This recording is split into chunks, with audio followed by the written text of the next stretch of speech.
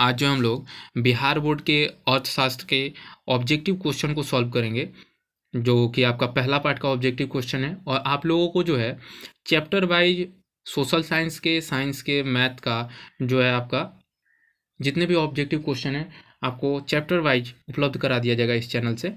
तो आप लोग जो है हमारे चैनल के साथ जुड़े रहिए और देखते रहिए हमारे वीडियो को। तो चलिए शुरू करते हैं। पहला नंबर क्वेश्चन क्या दिया हुआ है? पहला नंबर क्वेश्चन दिया आपका कि राष्ट्रीय आय का सृजन होता है किसके द्वारा? उपभोग द्वारा, विनिमय द्वारा, वितरण द्वारा या फिर उत्पादक क्रियाओं के द्वारा होता है। तो ये चार ऑप्शन दिया हुआ है। तो इसमें राष्ट्रीय आय का सृजन यानी राष्ट्रीय आय का बढ़ोतरी जो है किसके द्वारा होता है? तो उत्पादक क्रियाओं के द्वारा होता है, यानी ऑप्शन नंबर डी जो है वो आपका सही हो जाएगा। दूसरा नंबर क्वेश्चन दिया है कि सन 2012 और 13 में भारत की औसत आय प्रति व्यक्ति क्या थी? 49,489 रुपये, 41,964 रुपये, 59,822 रुपये और 68,757 रुपये। तो इसमें सही आंसर जो है आपको कमेंट करके बताना है कि सही आंसर क्या होगा।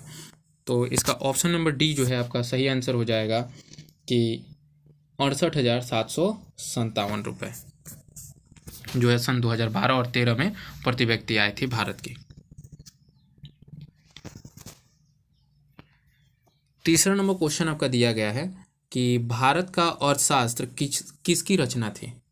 चंद्रगुप्त मौर्य की, सिकंदर की, चाणक्य की या इनमें से कोई नहीं। यानी आपको बताना है कि जो अर्थशास्त्र लिखा गया है ये अर्थशास्त्र किसकी रचना है भारत का। तो इसका सही आंसर आपका हो जाएगा चाणक्य, यानी चाणक्य के द्वारा ही जो है अर्थशास्त्र की रचना किया गया था, यानी ऑप्शन नंबर सी। चौथा क्वेश्चन है कि आय का सर्वप्रथम अनुमान लगाया था। आय का सर्वप्रथम अनुमान लगाया था किसने? जो भारत के आय है उस चीज़ का, तो प्रोफेसर देशमुख ने, जवाहरलाल नेहरू ने, प्रोफेसर महालनोबिस ने या दादा भाई नौरोजी ने। तो इसका सही ऑप्शन जो है वो डी है, दादा भाई नौरोजी ने।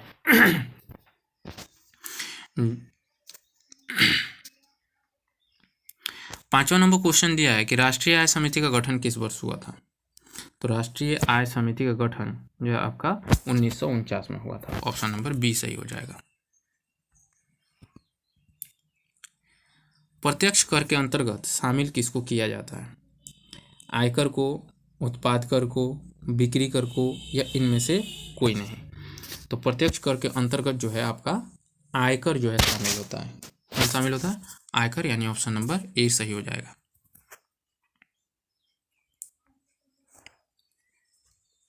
सातवां नंबर क्वेश्चन दिया है कि इनमें से कौन एक बीमारू राज्य नहीं है? तो बीमारू राज्य नहीं है इनमें से कौन? बिहार, मध्य प्रदेश, कर्नाटक, उड़ीसा। तो इसमें जो आपका कर्नाटक हो जाएगा कि बीमारू राज्य के अंतर्गत नहीं आता है। बाकी बिहार, मध्य प्रदेश, उड़ीसा ये जो है बीमारू राज्य के अंतर्गत आते हैं। आठवां नंबर क्वेश्चन दिया है आपका ऊंची विकास दर से क्या संबंध है?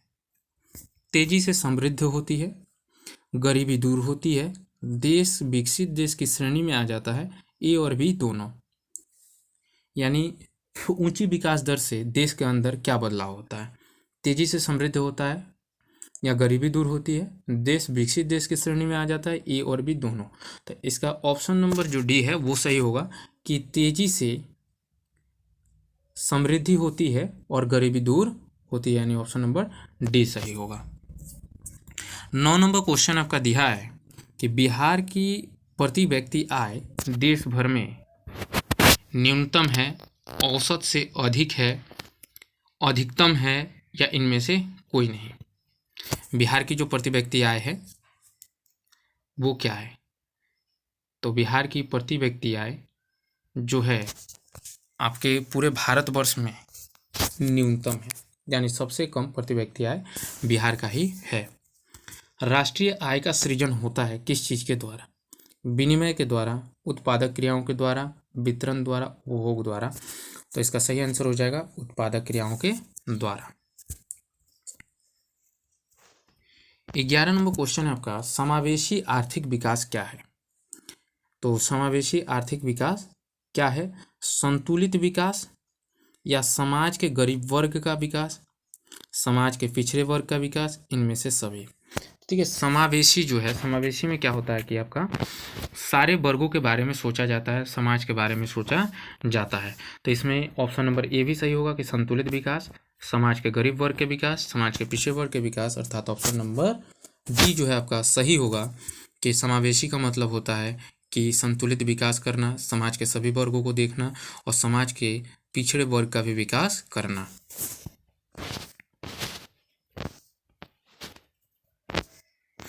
12 नंबर क्वेश्चन आपका दिया है कि राष्ट्रीय आय निम्न में से किससे संबंधित होता है? उपभोग एवं जीवन स्तर में सुधार से, बेरोजगारी एवं गरीब उन्मूलन से, प्रति व्यक्ति आय में वृद्धि से, इनमें से सभी। तो एक राष्ट्र की आय की अगर हम बात करें तो राष्ट्र के आय में देखिए उपभोग भी सम्मिलित होता है, जीवन स्तर में जो सुधार होता है वो भी सम्मिलित होता है, प्रति व्यक्ति आय में वृद्धि होना भी जो है राष्ट्रीय आय में बढ़ोतरी करता है। अगर राष्ट्र के अंतर्गत बेरोजगारी और गरीबी न हो तो भी राष्ट्रीय आय का विकसित होता है। अर्थात ऑप्शन नंबर जो डी होगा वो आपका सही हो जाएगा कि इनमें से सभी। 13 नंबर है, बिहार में सबसे कम प्रति व्यक्ति आय वाला जिला कौन सा है? तो इसका सही आंसर होगा शिवहर। और बिहार में अगर पूछा जाए कि सबसे अधिक प्रति व्यक्ति आय वाला जिला तो वो हो जाएगा आपका पटना। केंद्रीय सांख्यिकी संगठन के अनुसार बिहार की आय में वृद्धि कितना प्रतिशत हुई है? 11.03%, 10%, 0.08%, 0.9%। तो इसका सही ऑप्शन जो होगा वो ए होगा, 11.03%। 15 नंबर क्वेश्चन है, निम्नलिखित में से कौन सा देश विकसित अर्थव्यवस्था का उदाहरण है? नेपाल, बांग्लादेश, श्रीलंका, ब्रिटेन। तो इसका ऑप्शन हो जाएगा सी, ब्रिटेन। 16 नंबर क्वेश्चन आपका दिया है कि समाज के सभी वर्गों के जीवन स्तर के ऊंचा होने को क्या कहते हैं? यदि समाज में सभी वर्गों का जीवन स्तर ऊंचा हो जाए, यानी सभी लोगों के पास काम हो, सभी लोग जो है सभी लोगों के पास जीविका हो, सभी लोग अपना भरण पोषण कर सके आसानी से, तो उस तरीके के विकास को हम कहते हैं समावेशी विकास, यानी जिसमें समाज के सभी वर्गों का विकास हो, सभी वर्ग का जीवन स्तर जो हो ऊंचा हो, अर्थात ऑप्शन नंबर डी होगा। 17 नंबर क्वेश्चन है, भारत में राष्ट्रीय आय की गणना के अनुमानों को कितने वर्गों में बांटा गया है? 2, 3, 4 या 5। तो इसका ऑप्शन है 2, यानी ऑप्शन नंबर ए। प्रति व्यक्ति आय द्वारा किसी देश की डैश का पता लगाया जा सकता है। तो अगर हम किसी देश के प्रति व्यक्ति आय के बारे में बात करें और उस देश के प्रति व्यक्ति आय का हम पता करें तो हमें उस देश की आर्थिक संपन्नता के पता चलता है कि वह देश कितना अमीर है या फिर कितना गरीब है। तो ये डिपेंड करता है प्रति व्यक्ति आय के ऊपर। 19 नंबर क्वेश्चन दिया आपका कि जिस देश की राष्ट्रीय आय अधिक होती है वह देश क्या कहलाता है? यानी जिस देश की राष्ट्रीय आय अधिक हो तो उसे क्या कहेंगे? यानी राष्ट्र के द्वारा, राष्ट्र में प्रति व्यक्ति आय अगर अधिक होगा तो ही राष्ट्रीय आय अधिक हो सकता है। तो ऐसे देश को हम कहते हैं विकसित देश, जिसका राष्ट्रीय आय अधिक हो। अब राष्ट्रीय आय में सम्मिलित है, क्या क्या राष्ट्रीय आय में सम्मिलित है? ऑप्शन जो है आपका दिया है, घरेलू उद्योगों की आय, विदेशों से प्राप्त आय, ए और बी दोनों, इनमें से कोई नहीं। ठीक है, राष्ट्रीय आय में सम्मिलित जो है वो आपका घरेलू उद्योगों की आय है और दूसरी विदेशों से प्राप्त आय, यानी ऑप्शन नंबर सी जो है ये सही हो जाएगा, ए और बी दोनों। 21 नंबर क्वेश्चन आपका दिया हुआ है कि राष्ट्रीय आय में वृद्धि होने से प्रति व्यक्ति आय में डैश होती है। अगर बात किया जाए कि राष्ट्रीय आय में वृद्धि होने से प्रति व्यक्ति आय में डैश होती है तो इसका ऑप्शन जो है कमी, वृद्धि, स्थिर, संतुलन। तो जब प्रति व्यक्ति आय में वृद्धि होगा तो ही राष्ट्रीय आय में वृद्धि होगा, यानी 20 जो है सही हो जाएगा।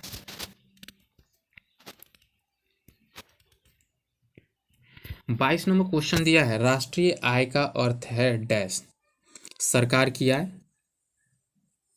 परिवार की आय, सार्वजनिक उपक्रमों की आय या उत्पादक के साधनों की आय।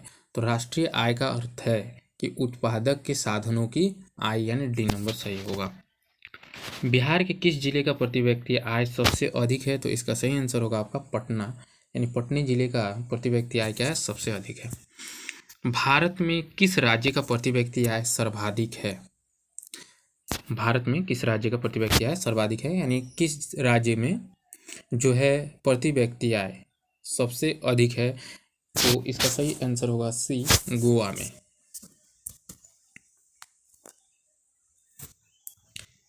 25 नंबर क्वेश्चन दिया आपका कि भारत में राष्ट्रीय आय की गणना कब प्रारंभ हुई? तो भारत में राष्ट्रीय आय की गणना जो है ये आपका 1951 से 52 में प्रारंभ हुई थी। 2009 और 10 के अनुसार बिहार की प्रति व्यक्ति आय क्या है? तो 2009 और 10 के अनुसार बिहार के प्रति व्यक्ति आय जो है वो है आपका 16,119 रुपये, यानी ऑप्शन नंबर बी जो है ये करेक्ट होगा।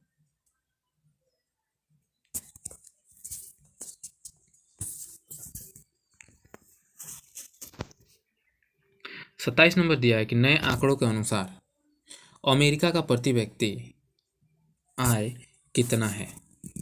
तो ऑप्शन है $46,040, $42,740, $2,360 या $870।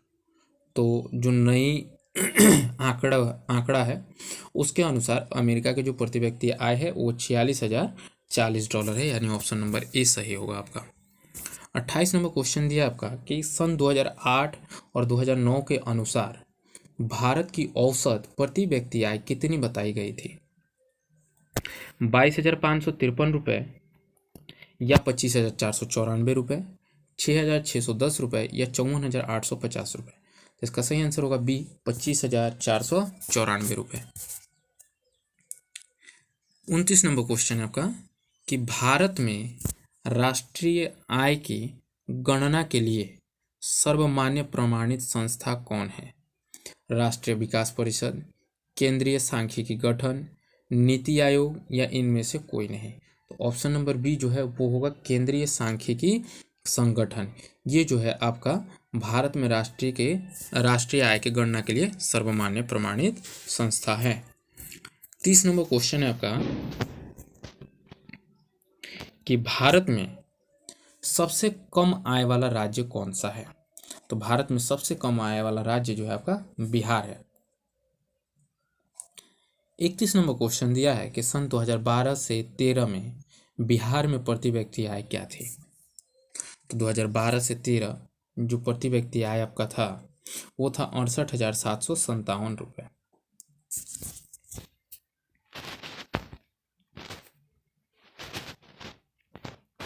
32 नंबर क्वेश्चन आपका दिया है कि दादा भाई नौरोजी ने अपनी पुस्तक में भारत का राष्ट्रीय आय सन 1868 में कितना होने का अनुमान लगाया था? तो दादा भाई नौरोजी ने जो है अपनी पुस्तक में भारत की राष्ट्रीय आय सन 1868 में कितना होने का अनुमान लगाया था? तो 340 करोड़ जो है इसका सही आंसर हो जाएगा। उसके बाद दादा भाई नौरोजी ने सर्वप्रथम राष्ट्रीय आय का अनुमान कब लगाया था? तो दादा भाई नौरोजी ने सर्वप्रथम जो है राष्ट्रीय आय का अनुमान 1866 ईस्वी में लगाया था। 34 नंबर क्वेश्चन आपका दिया है कि 2013-14 में भारत की प्रति व्यक्ति औसत आय कितनी थी? 2014 और 13-14 में जो भारत की प्रति व्यक्ति आय थी वो थी आपकी 80,388 रुपये। 35 नंबर क्वेश्चन दिया है कि उत्पादन एवं आय गणना विधि आर्थिक दृष्टिकोण से है। उत्पादन एवं आय गणना विधि जो है आर्थिक दृष्टिकोण से क्या है? सहज है, वैज्ञानिक है, व्यवहारिक है या उपयुक्त तीनों है? तो ये तीनों है, option number D. 36 number question आपका दिया है कि गरीबी के कुचक्र को किसने परिभाषित किया? गरीबी के कुचक्र को किसने परिभाषित किया? तो रैगनर नर्क्स ने। 37 नंबर क्वेश्चन दिया है कि किसी राज्य के नागरिकों का जीवन स्तर निर्भर करता है, किस चीज़ पे निर्भर करता है? तो शुद्ध राज्य घरेलू उत्पाद पर, सकल घरेलू राज्य उत्पाद पर। उसके बाद ऑप्शन नंबर सी है आपका ए एवं बी दोनों, और डी है इनमें से कोई नहीं। तो इसका ऑप्शन नंबर जो है बी हो जाएगा आपका कि सरल घरेलू राज्य उत्पाद पर जो है किसी राज्य के नागरिकों का जीवन स्तर निर्भर करता है। 38 नंबर क्वेश्चन दिया आपका कि बिहार की आय में सर्वाधिक योगदान किस क्षेत्र का है?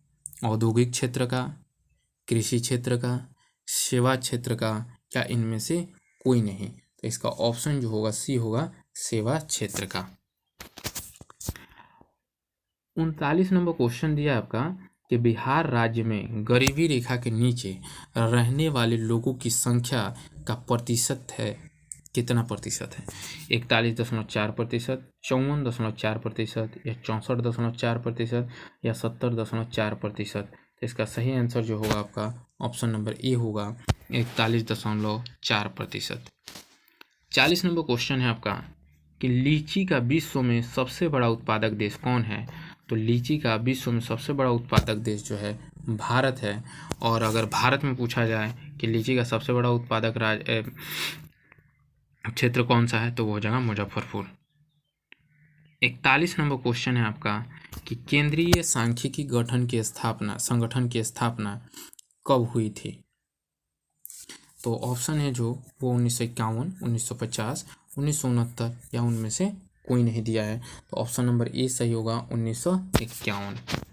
बिहार राज्य के कितने प्रतिशत जनसंख्या जो है कृषि पर आश्रित है, यानी आधारित है? तो इसका सही ऑप्शन जो होगा बी होगा, 86%।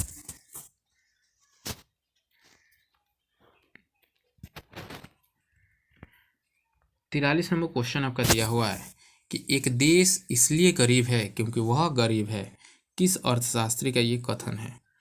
प्रोफेसर बिनसोलो, मोहम्मद यूनुस, अमर्त्य सेन, रैगनर नॉक्स? तो इसमें ऑप्शन नंबर डी होगा, रैगनर नॉक्स का। 44 नंबर क्वेश्चन दिया आपका कि तीसा की भयानक आर्थिक मंदी की अवधि क्या थी? तो तीसा की जो भयानक आर्थिक मंदी की अवधि थी वो थी 1929 से लेकर 1933 तक, यानी लगातार 4 साल तक जो है तीसा में भयानक आर्थिक मंदी थी। 45 नंबर क्वेश्चन है आपका कि राष्ट्रीय आय जाना जाता है, राष्ट्रीय आय किस चीज़ में जाना जाता है? उत्पादक गणना विधि से, आय गणना विधि से, व्यावसायिक गणना विधि से, उपरोक्त सभी के द्वारा। तो देखिए इसमें जो राष्ट्रीय आय जाना जाता है वो उत्पादन के गणना विधि के द्वारा भी जाना जाता है, आय के गणना विधि के द्वारा भी जाना जाता है, और व्यावसायिक गणना विधि के द्वारा भी जाना जाता है, यानी ऑप्शन नंबर डी जो है इसका सही हो जाएगा। 46 नंबर क्वेश्चन आपका दिया है poverty and un British rule in India किन की रचना है? Poverty and un British rule in India किन की रचना है? प्रोफेसर केन्स की, प्रोफेसर पीसी महालनोबिस की, प्रोफेसर जोन्स की, या दादा भाई नौरोजी का? तो ऑप्शन नंबर डी होगा, दादा भाई नौरोजी। 47 नंबर क्वेश्चन आपका दिया है कि निम्न में से कौन सा भारतीय राज्य गरीबी के कुचक्र का शिकार है? केरल, कर्नाटक, बिहार, हरियाणा? तो ऑप्शन सी होगा, बिहार।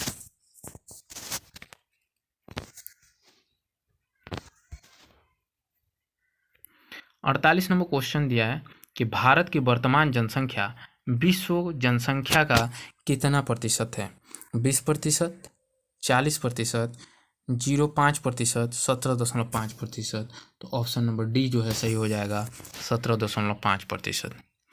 तीसा का भयानक आर्थिक मंदी से उभरने के लिए किसने सुझाव दिया था? प्रोफेसर केन्स ने, माल्थस ने, अमर्त्य सेन ने, या फिर दादा भाई नौरोजी ने? तो प्रोफेसर केन्स ने जो है तीसा के आर्थिक मंदी से उभरने के लिए सुझाव दिया था। भारत में वित्तीय वर्ष होता है कब से कब तक? 1 जनवरी से 31 दिसंबर तक, या फिर 1 जुलाई से 30 जून तक, या 1 अप्रैल से 1 मार्च तक, या इनमें से कोई नहीं? तो ऑप्शन नंबर जो है इसका सी हो जाएगा, 1 अप्रैल से 31 मार्च तक। 51 नंबर क्वेश्चन दिया आपका कि भारत में गरीबी रेखा से नीचे रहने वालों की संख्या कितनी है? 26.8%, 27.8%, 28.8% या 29.8%। तो इसका ऑप्शन नंबर डी जो है सही हो जाएगा, 29.8%। 52 नंबर क्वेश्चन दिया है कि बिहार में कुल घरेलू उत्पाद कितना प्रतिशत है? तो बिहार में कुल घरेलू उत्पाद जो है आपका कितना परसेंट है? 8.03% या 9.03%, 11.03% या 10.03%। इसका सही ऑप्शन जो हो जाएगा सी नंबर होगा कि 11.03% होगा। तो आज के लिए बस इतना ही। वीडियो पसंद आया हो तो लाइक एंड शेयर करें। धन्यवाद।